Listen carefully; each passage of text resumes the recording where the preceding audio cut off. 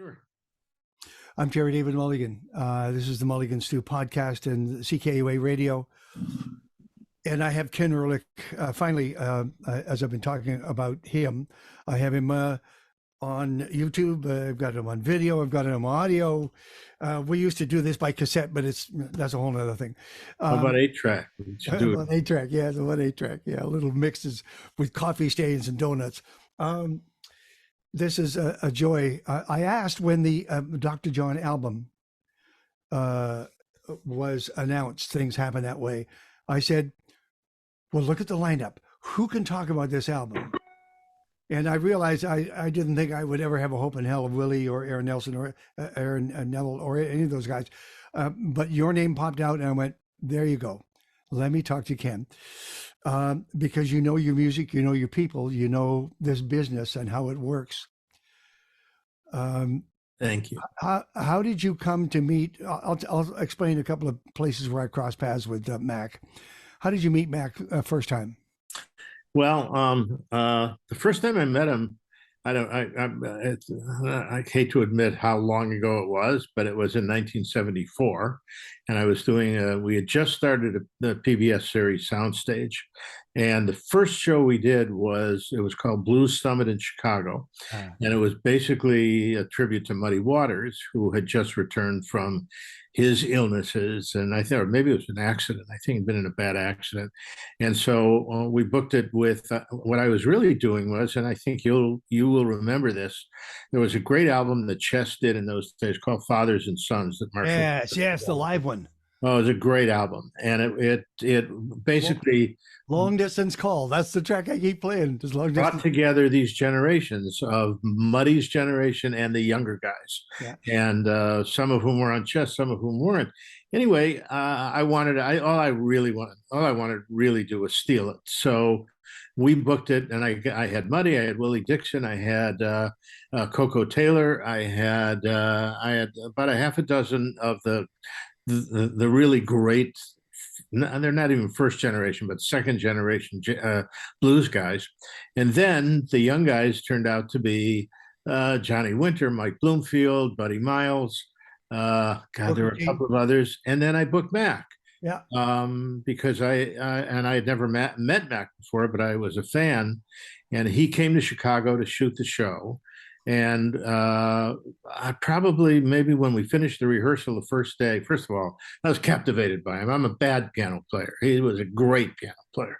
So at the end of the first day of rehearsal, he came up to me and said, hey, I really like this. I love this shit you're doing. How do you do this stuff? He says, you ever thought about doing a soundstage about New Orleans music? And at the time, I don't think I had, even though I love New Orleans music. To make a long story even longer, we did the Muddy show, and then the year after that, we brought Mac back, and we did a show called Dr. John's New Orleans Swamp, and it was Mac, it was the Meters, it was Earl King. I don't think Toussaint made it to that one. But Professor Longhair did. It's one of the rare times he ever appeared on camera. And of course, Mac and all of his finery. And I thought you might ask. So here's a really bad picture of Mac. And this was 1975. And this was in Chicago. And it was an amazing show. And we had some hanging moss and we had some stuff. We had, we made it as best we could. Made Chicago up to look like a swamp. And that was when I met him, and it was the beginning of a pretty much lifetime, on my end anyway, an incredible admiration society for who he was, what he was, and what he did. It's the what he was. It's the what he was that is of interest to me. I met him. Well, actually, I went in to do a Ronnie Hawkins interview in Ronnie Hawkins Ranch Farm.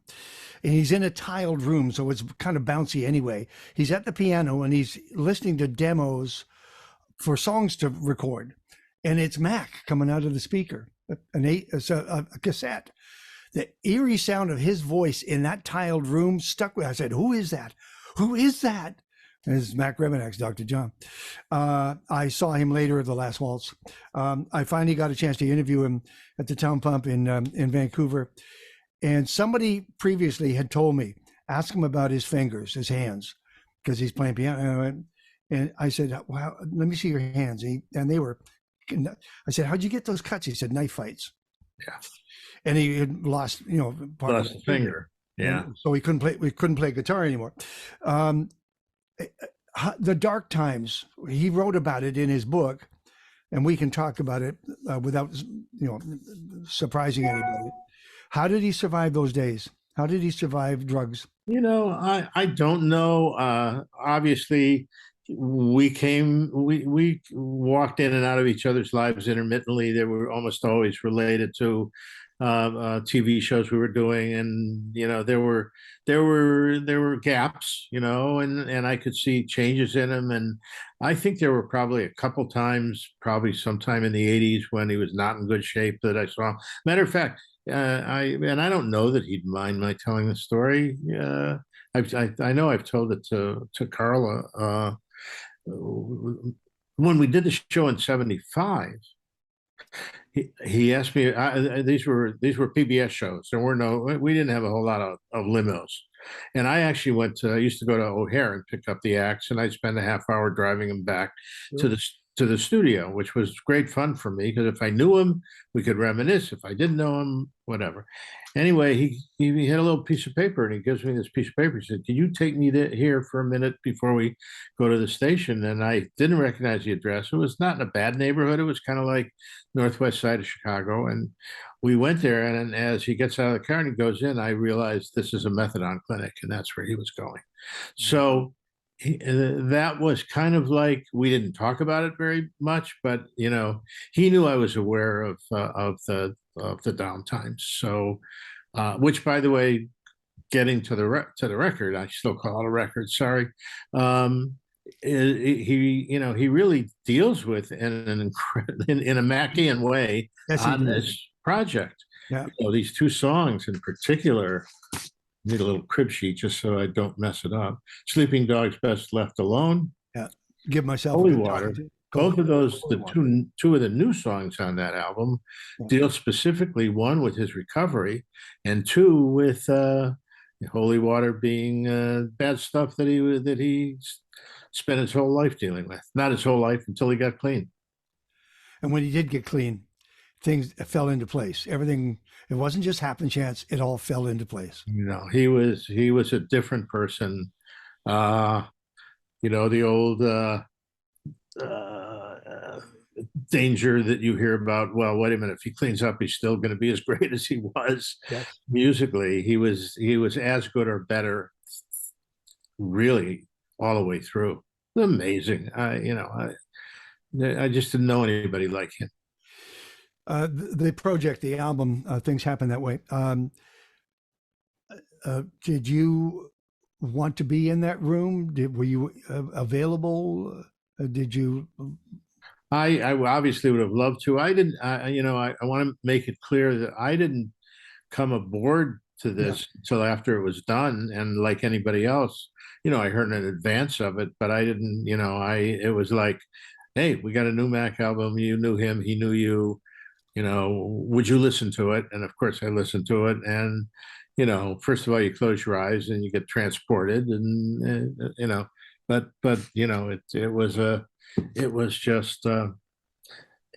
it was Mac, and yet it was, as Mac always was, in evolution in some ways. I think it's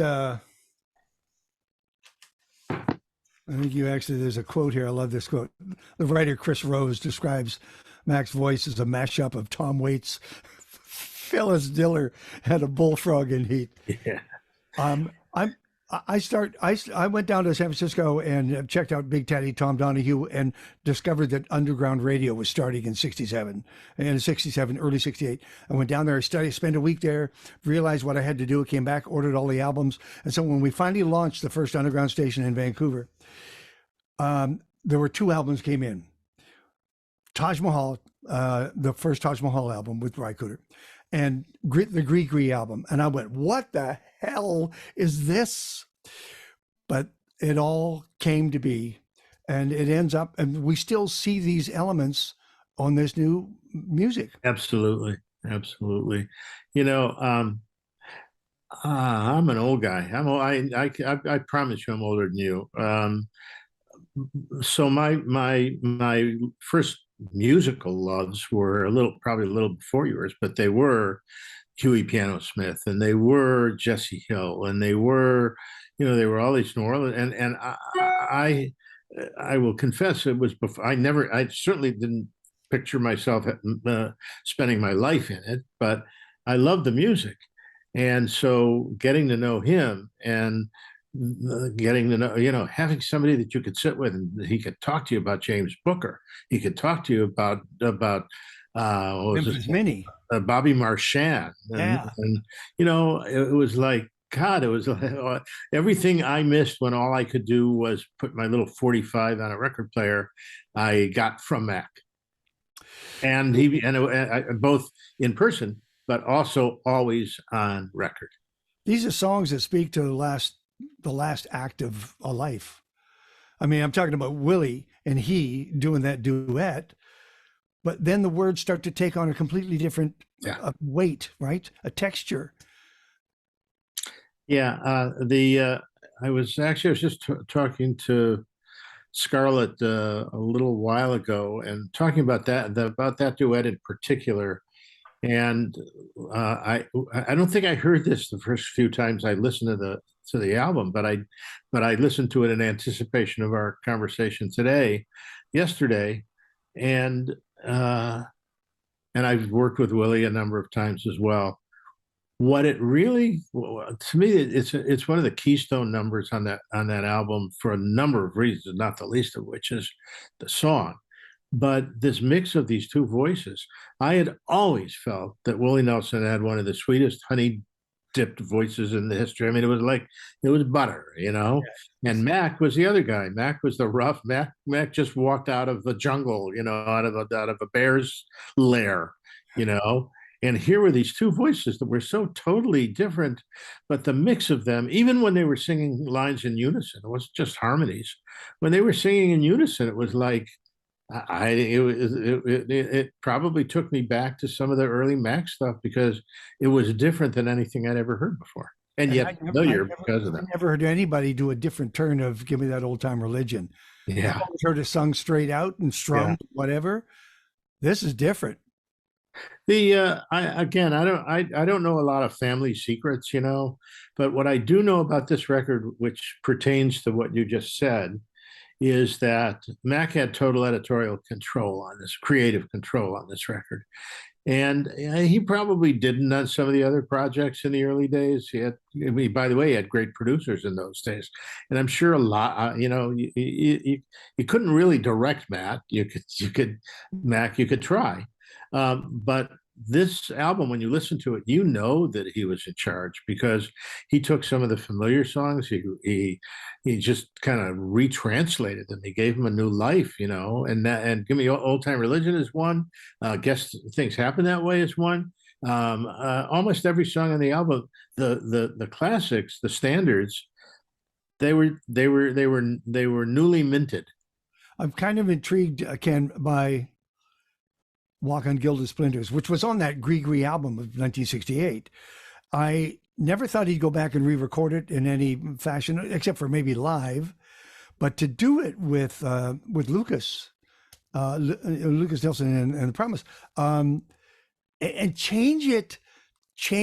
keep New Orleans in it, but change its shape and still come out honoring the song is fantastic. It's beautifully done. Yeah, that's maybe, other than a couple of the obvious classics, Such a Night and Right Place.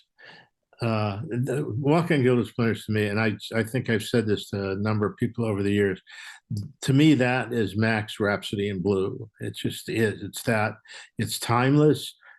It changes figures in the song. The origin, as I'm sure you know, goes all the way back to voodoo and juju and the swamps and all of that. And in fact, he talked about, and I've seen it in a number of places, that the root of that is it's an old voodoo chant. Chant. That's right. For people who've never been to New Orleans or don't know a lot about New Orleans, this isn't just something that a marketing team made up. This is life in New Orleans, in the various small villages, the small camps, the Indian tribes. When you see the marching bands in the Mardi Gras parade, they're each marching for their district in the city, and that's a wicked competition. And there's hundreds of bands, so music is literally in the blood. And so out of this steps Mac Rebennack and says, I'm not going to be, I mean, I will go. He went through, as you well know, he went through the Phil Spector School and all that stuff and making hit records and all that stuff. But he always had New Orleans and felt he could be the voice of New Orleans to a generation or two. Absolutely. There was nobody. There was nobody. And he connected the generations. To go back to Guilded Splinters for a second, and Lukas Nelson, who I've only worked with him 2 or 3 times. We actually did an Elvis Presley 50th anniversary of the comeback special, and I used him on a couple of cuts with a couple of artists on a couple of performances. But I think Mac's known him, I think, since around 2009, 2010, when he was a kid. Still kind of a kid, to Mac. And he just saw something in him. And I think obviously it was influenced by Willie, but he had always wanted to work with him. And I don't know that he had done much before this album, but, one of the things that and again, I didn't spend a whole lot of time with Mac in the studio, but I know that when I would put him with people, one of the best examples is funny. I hadn't thought about it till this second. I did a BB show. Maybe I had done it with him before, and I asked one of my favorites, the duets that he did was I'd Rather Go Blind with Etta James. Nice. And I did that probably 4 times over 20 years with him. But my point is, he did it differently with Etta every time.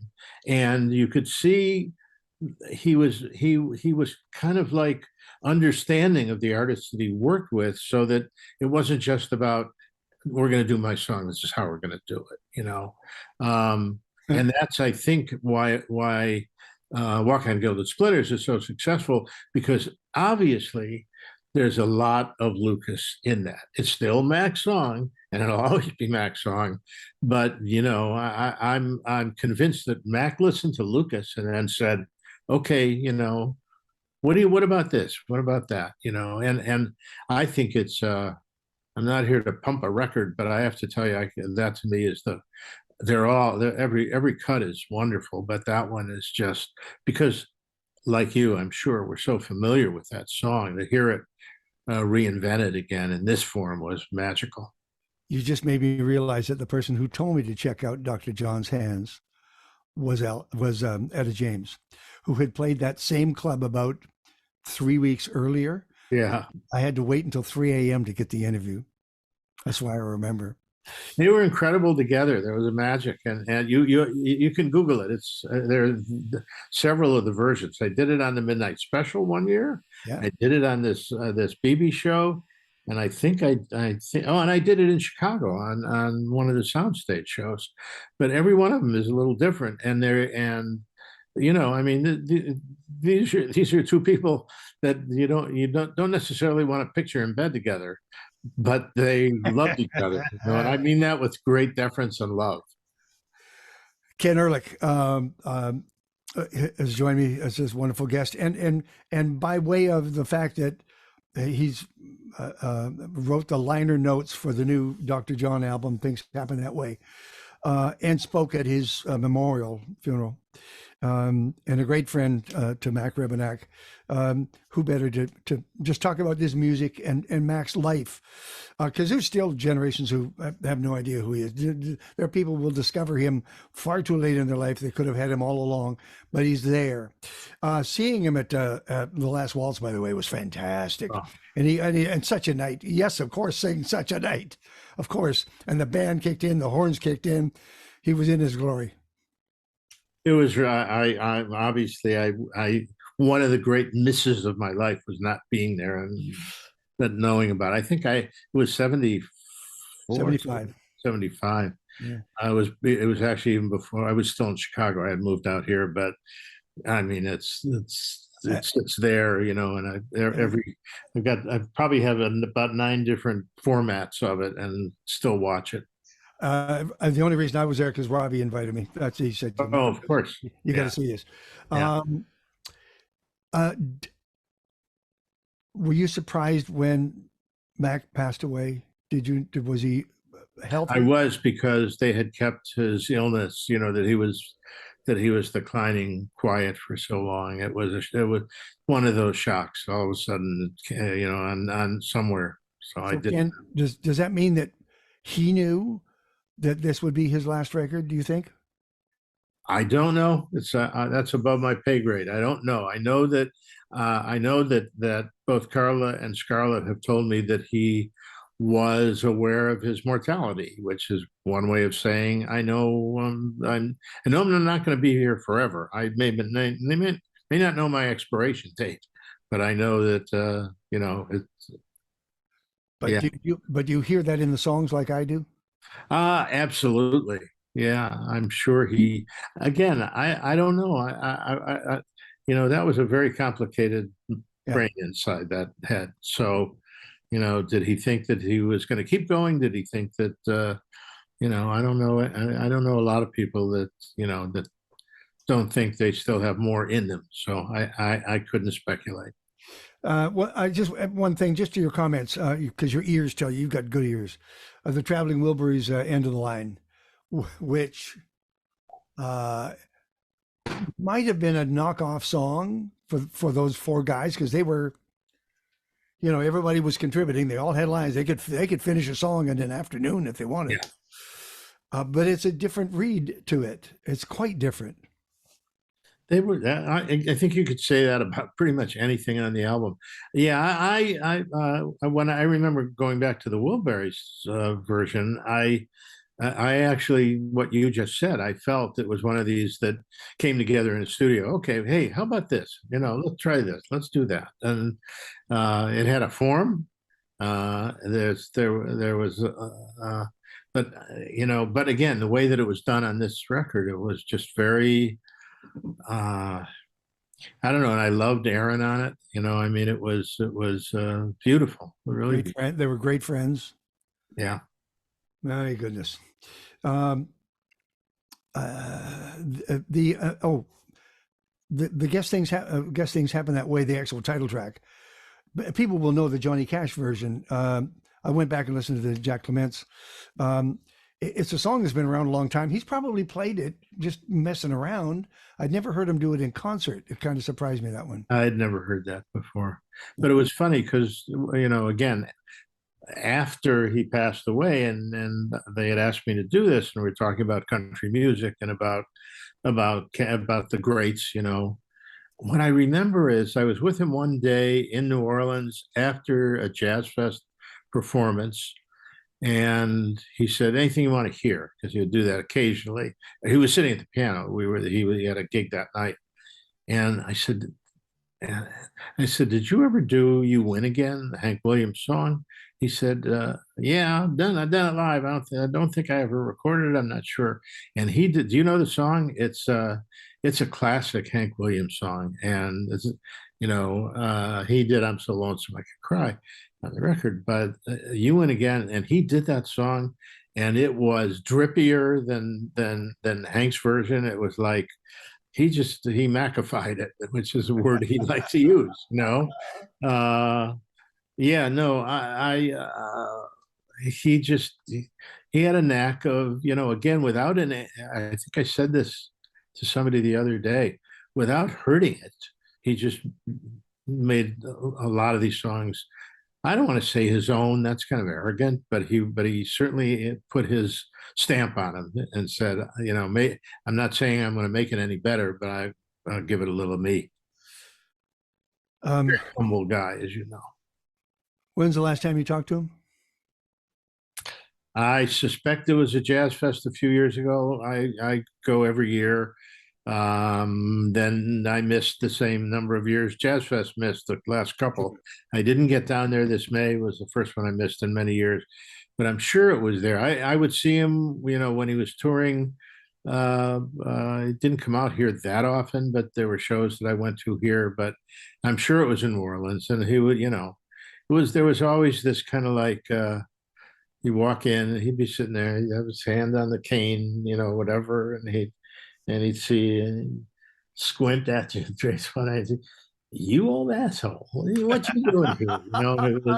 You were always something. You were never like just a nice guy. You had some expletive connected to your name, but God.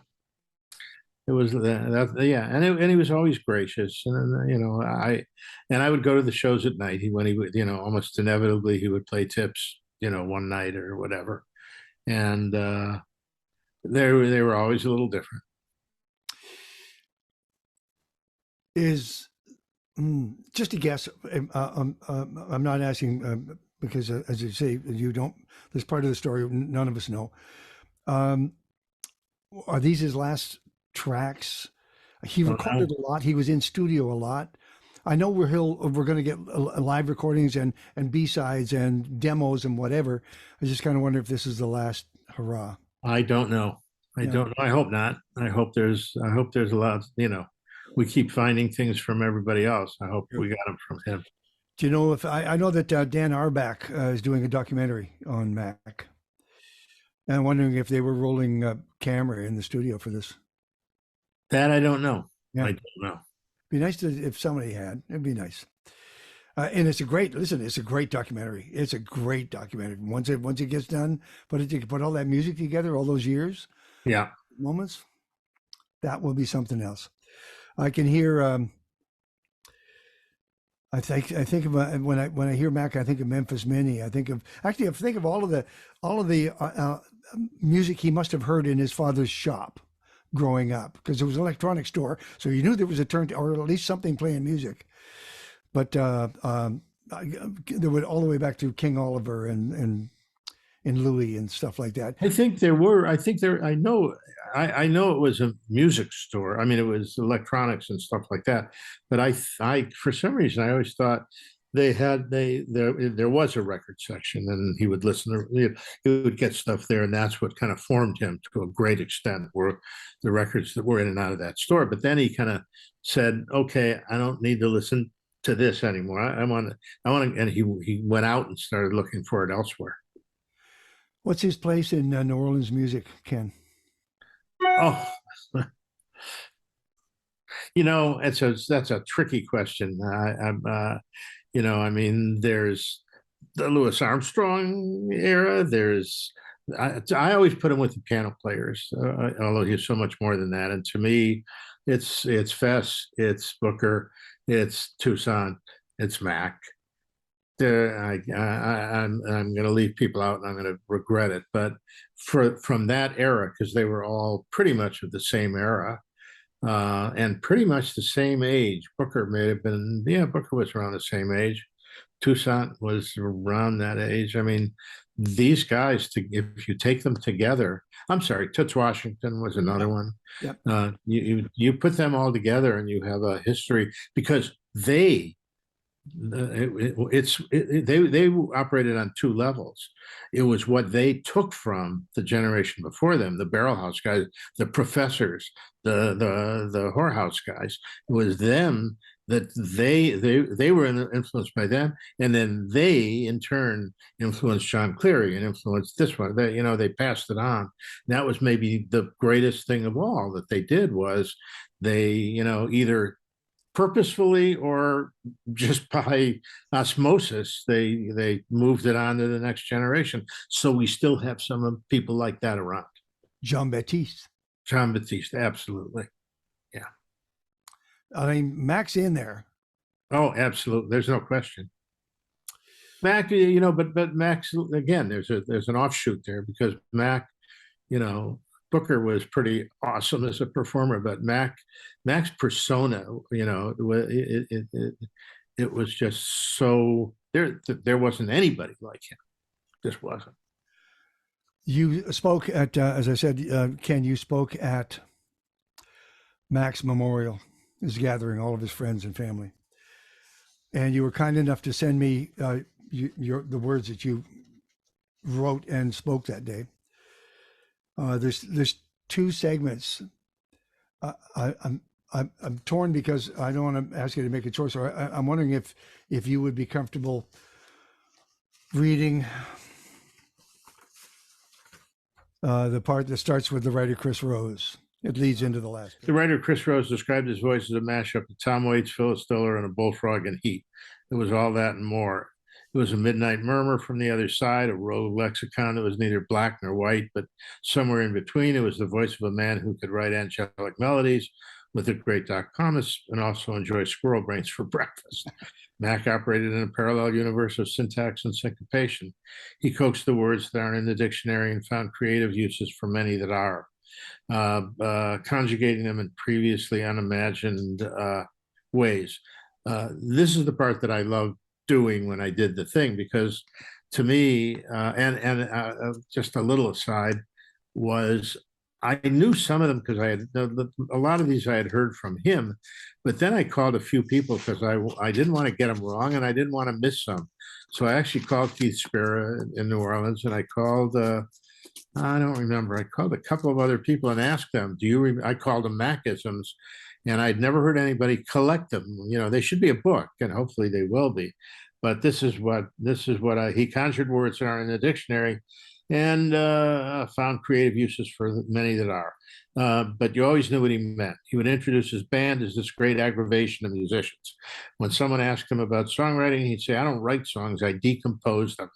When someone asked him if he spoke Spanish, he'd say, "Spanish? Hell, I don't even speak English." He fathered sprouts and ran around with his podnas and assorted characters. John Lennon was to Mac John Lemon. Hurricane Katrina left him traumaticalized. He changed the name of Walk On Guilded Splinters, which was based on an old voodoo chant, because he said splinters just sounded better than splendor, which is what it was. And when he left a room full of people, he'd say in one of the most classic double entendres ever imagined, "This one I heard a lot. Well, I gotta go. I think it's time to ejaculate this place." So anyway, and you knew, you knew that a lot of this was mannered. It wasn't just spur of the moment. He made a study of Dr. John, the character, and he knew him almost as well or better than he knew Mac Rebennack. And that was the joy. You could be with either one of them and feel Mac Rebennack would shake your hand, give you a hug, and then he'd whisper in your ear. What would he whisper? "God bless your ass." That was the traditional exit line. This is great music we've been talking about. Invite and encourage a new generation, the last generation, to go and listen to the music that Ken Ehrlich was talking about and writing the liner notes for the album. Thank you for doing this. This is not retirement for you, is it? No, I'm working. Thank you, Terry. It's really fun talking to you. Thank you, buddy. Thank you. Take care. Okay.